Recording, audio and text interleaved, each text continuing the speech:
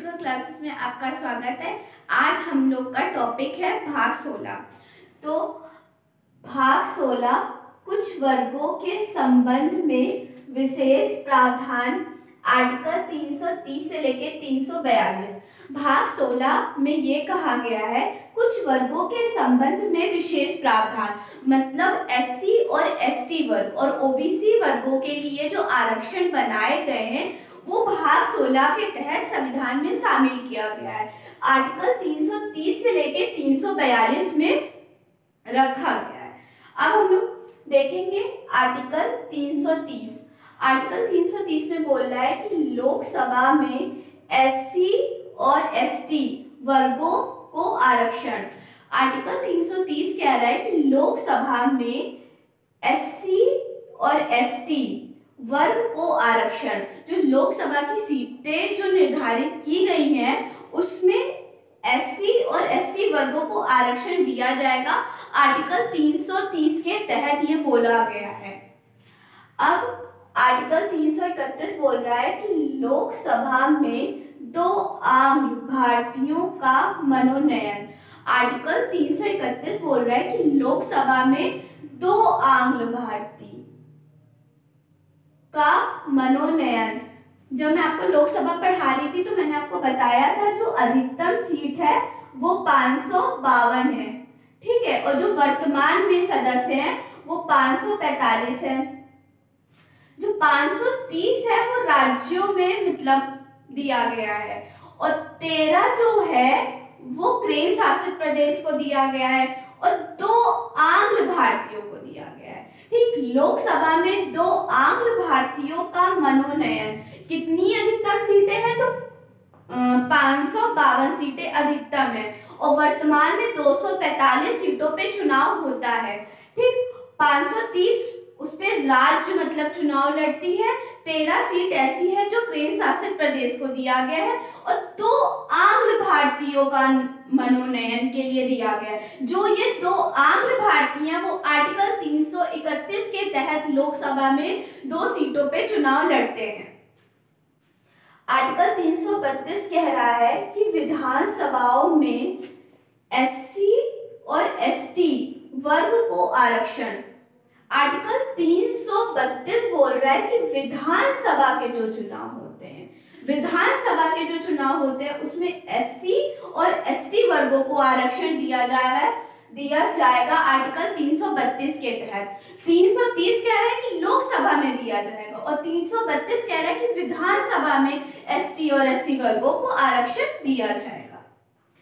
Article 333 कह रहा है कि विधानसभा में 1 आंग्ल भारतीयों का मनोनयन।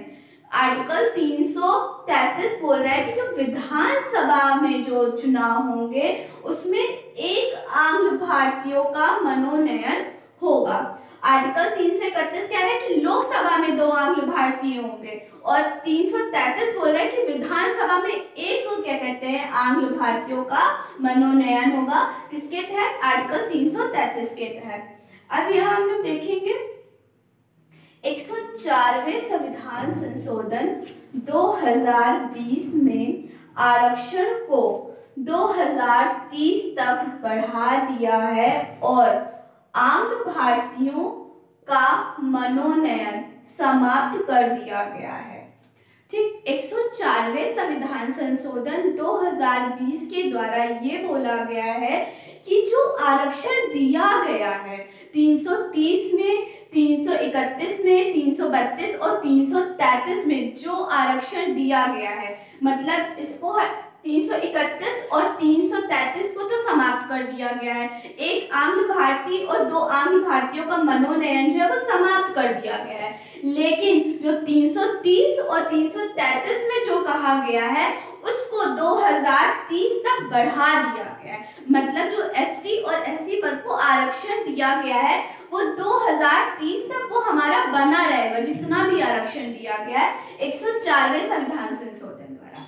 104वें संविधान संशोधन 2020 में ये कहा गया है, मतलब आरक्षण को, जो भी आरक्षण लोकसभा और विधानसभा को दिया गया है एसटी और एससी वर्गों को, वो 2030 तक बढ़ा दिया गया है।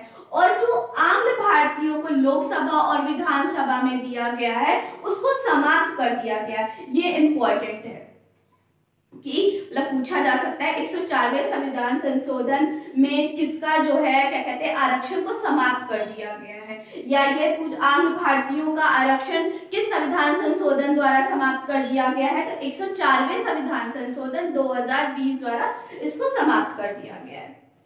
अब आगे देखते हैं हम लोग आर्टिकल 338। आर्टिकल 338 बोल रहा है कि राष्ट्रीय अनुसूचित जाति आयोग। आर्टिकल 338 बोल रहा है कि राष्ट्रीय अनुसूचित जाति आयोग, मतलब आर्टिकल 338 में राष्ट्रीय अनुसूचित जाति आयोग मतलब एसटी वर्गों का जो है आयोग बनेगा, वो आर्टिकल 338 के तहत, ठीक, ये बोला गया है। अब इसमें सदस्य, जो सदस्य होते हैं, अध्यक्ष, उपाध्यक्ष और जितनी भी सेवा शर्तें होती हैं वो राष्ट्रपति द्वारा निर्धारित की जाएंगी। इसमें कहा गया आर्टिकल 338 में कि राष्ट्रीय एससी जो है आयोग बनेगा 338 के तहत, और जो इसमें सदस्य और उपाध्यक्ष और जितनी सेवा शर्तें हैं वो राष्ट्रपति निर्धारित करेंगे। कौन करेगा, तो राष्ट्रपति निर्धारित करेंगे।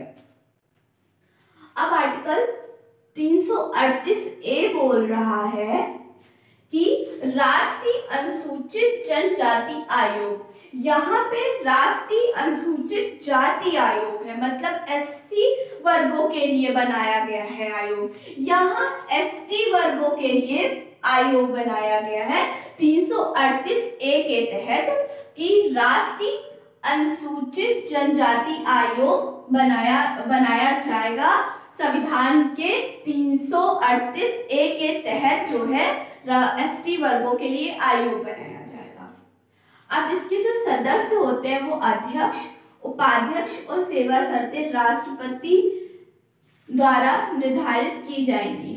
इसमें बोला गया है कि जो अध्यक्ष और उपाध्यक्ष और जितनी सेवा शर्तें हैं वो राष्ट्रपति द्वारा ही निर्धारित की जाएंगी। जैसे इसमें राष्ट्रपति के द्वारा निर्धारित की गई थी, वैसे यहाँ पर भी जो अध्यक्ष, उपाध्यक्ष और जितनी भी सेवा शर्तें वो राष्ट्रपति के ही द्वारा निर्धारित की जाएंगी।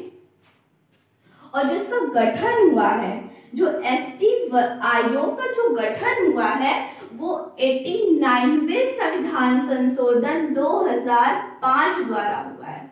जो एसटी आयोग का वो गठन हुआ है वो 89वें संविधान संशोधन 2005 द्वारा किया गया। आर्टिकल 340 कह रहा है कि पिछड़े वर्गों की दशाओं के अन्वेषण के लिए राष्ट्रपति एक आयोग का गठन कर सकेगा। ठीक, आर्टिकल 340 कह रहा है कि पिछड़े वर्गों की दशाओं के लिए, ठीक है, राष्ट्रपति एक आयोग का गठन कर सकेगा।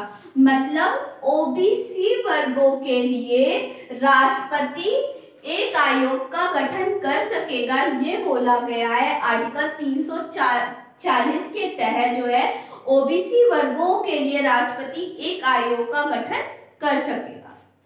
अब इसमें 102वां संविधान संशोधन 2018 द्वारा भाग 16 में आर्टिकल 338 बी जोड़कर राष्ट्रीय पिछड़ा आयोग बनाया गया है।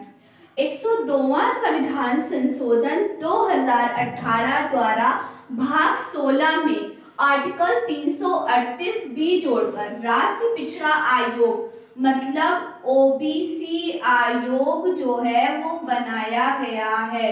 इसमें कह रहा है आर्टिकल 340 में कि ओबीसी वर्गों के लिए राष्ट्रपति अगर चाहता है तो एक आयोग का गठन कर सकता है। और 102वां संविधान संशोधन 2018 के भाग 16 में राष्ट्रपति जो है ओबीसी आयोग बनाया है आर्टिकल 338B के तहत।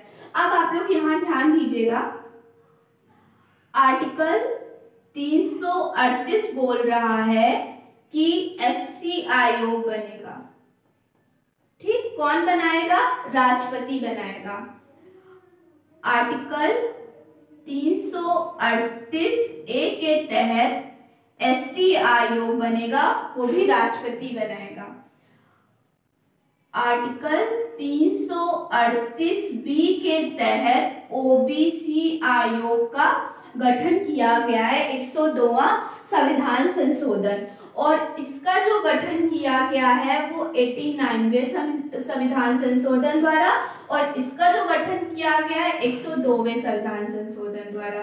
ठीक, इनका सबका गठन राष्ट्रपति करेगा और इनके जो अध्यक्ष है, उपाध्यक्ष है, उनका भी निर्धारण जो है वो राष्ट्रपति करेगा। ठीक है, अब हम लोग मिलते हैं नेक्स्ट वीडियो में। अगर हमारी वीडियो पसंद आए तो लाइक, शेयर और सब्सक्राइब कर दीजिए। धन्यवाद।